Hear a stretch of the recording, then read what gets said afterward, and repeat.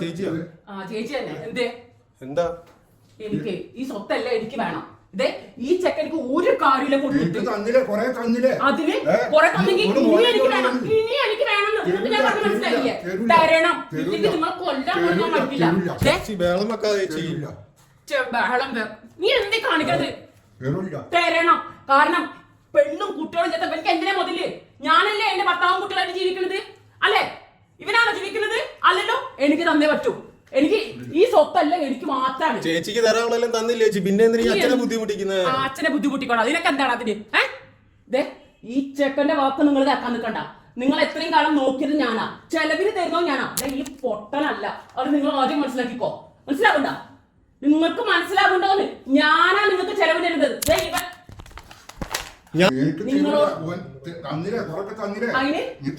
തരണം, തന്നേ പറ്റൂതേ.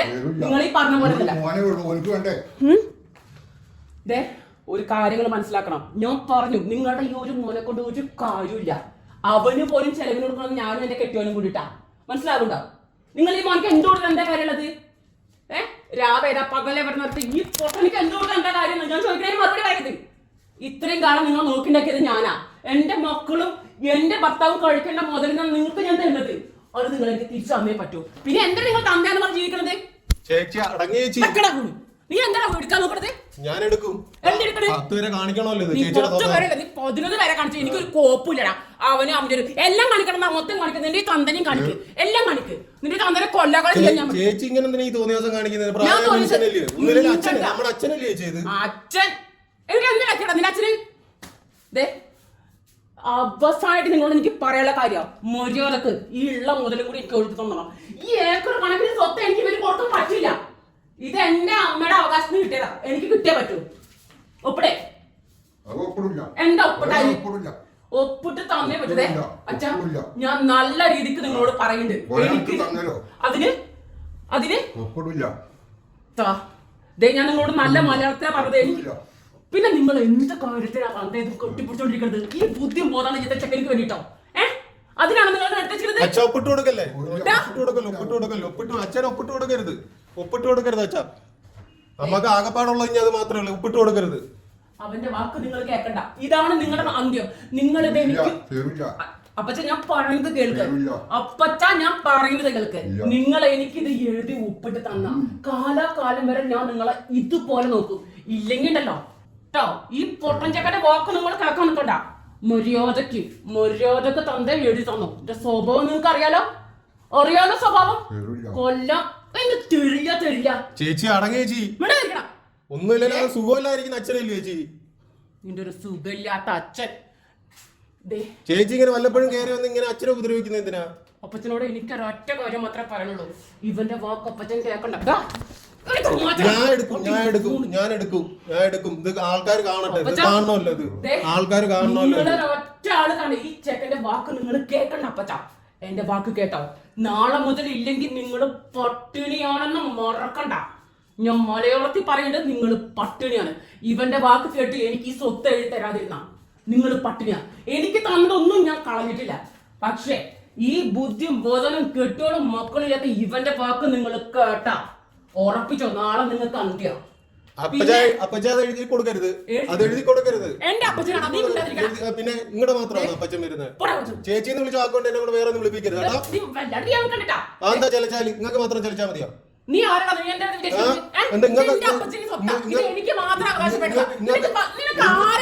നിങ്ങൾക്കുള്ള അവകാശം പോലെ എനിക്കുണ്ട്. അപ്പച്ചാ അവന്റെ വാക്ക് നിങ്ങൾ കേൾക്കണ്ട അപ്പച്ചാ. എന്റെ വാക്ക് ഒപ്പിട്ട് കൊടുക്കരുത്. അപ്പച്ചൻ ഒപ്പിട്ട് തരും.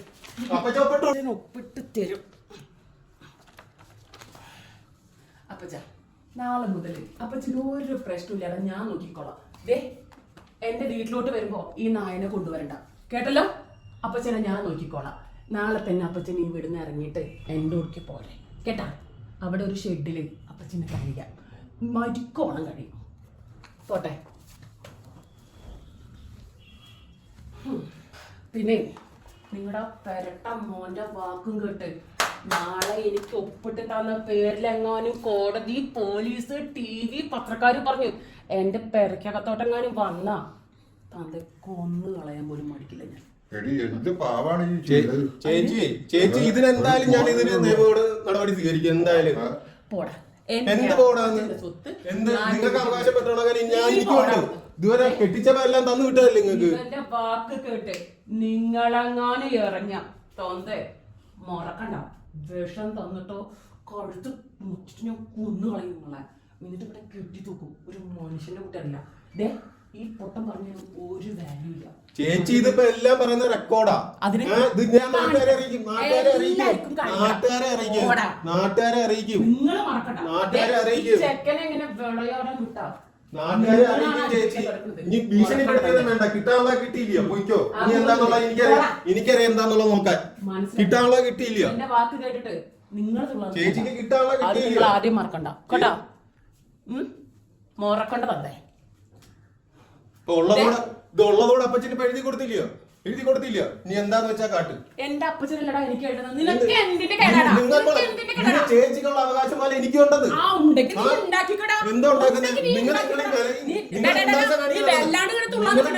കേസാക്കും. ഞാനിത് കേസാക്കും. നിങ്ങൾക്ക് മാത്രമല്ല അധികാരമുള്ള അധികാരം. നിങ്ങളെ പോലെ എനിക്കുണ്ട് അധികാരം.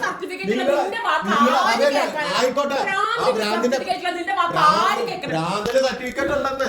ഭ്രാന്തിന്റെ സർട്ടിഫിക്കറ്റ് ഉണ്ട്. സംഭവം ശരിയാ.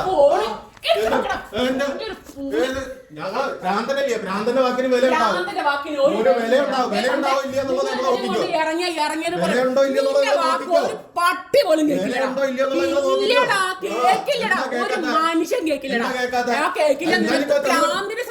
തെളിവുണ്ടല്ലോ. തെളിവുണ്ടല്ലോ. എന്തായാലും തെളിവുണ്ടല്ലോ. എന്തായാലും തെളിവുണ്ടല്ലോ. നമുക്കറിയാം എന്താന്നുള്ളത്. പിന്നെ അത് ചേച്ചി കാര്യമൊന്നുമില്ല. അച്ഛനിപ്പോ അല്ല സമാധാനമല്ല. ഉള്ളതൂടെ കൊടുത്തില്ലയോ? ഇനിയിപ്പോ എന്താന്ന് വെച്ചാൽ അനുഭവിച്ചോ.